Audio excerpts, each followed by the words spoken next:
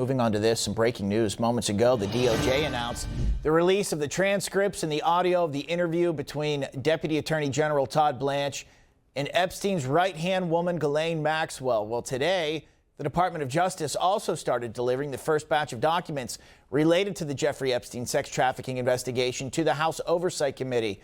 This comes in response to a congressional subpoena.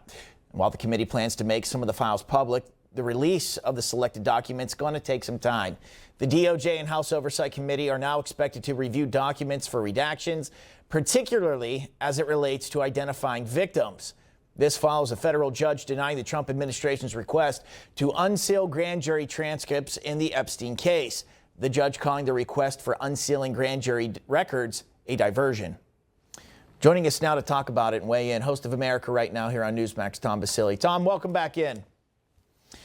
We also have Jeffrey Epstein's former attorney, David Schoen, joining us along as well here. David, I thought you might be a little late to the interview. Glad to see you made it here. Tom, I'll start with you here. The first batch has been delivered to the DOJ, or from the DOJ to the House Oversight Committee. What do you think we learn? Right. Well, not what the Democrats, I think, want are suggesting that people will learn, and that is that there is some sort of Donald Trump or high-level Republican connection to Epstein or anything that happened on the island. And because, I think that anybody with a brainstem understands that if they had information that tied Donald Trump to Jeffrey Epstein in any way that was meaningful, that would have come out during, the last several presidential campaigns. And certainly the Democrats had the ability to release a whole host of documents that they refused to do when they controlled the Congress and the White House. So I think that they love the fact that this is a distraction.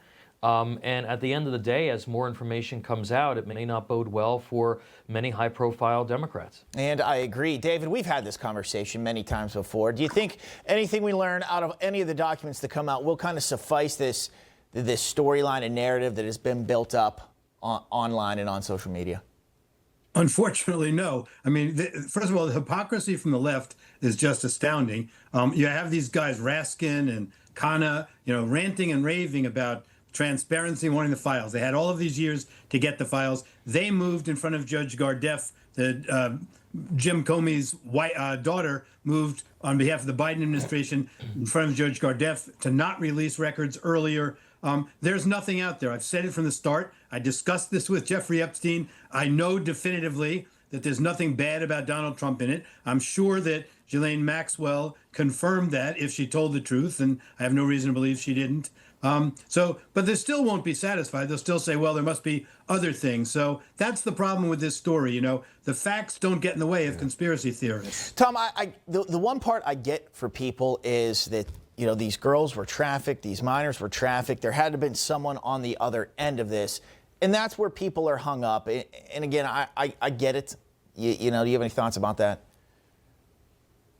Yeah, look, this was tragic, and it was, there was criminal behavior. If there was criminal behavior, and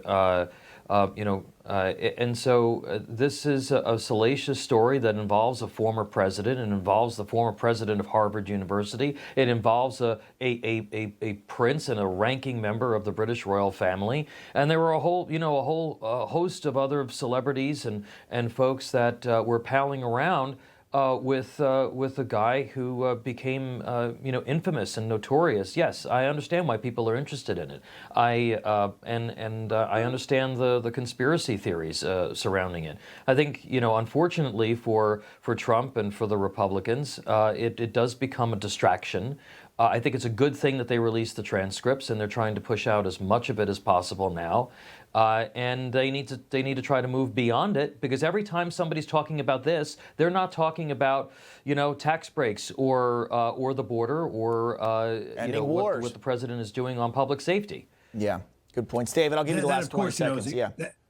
That's exactly the point. I mean, that's exactly the agenda Democratic Party has. This is, I call it, Mueller 2. This is a paralyze the government, distract the public from all of the accomplishments of the government for nonsense, to satisfy prurient interest or gossip.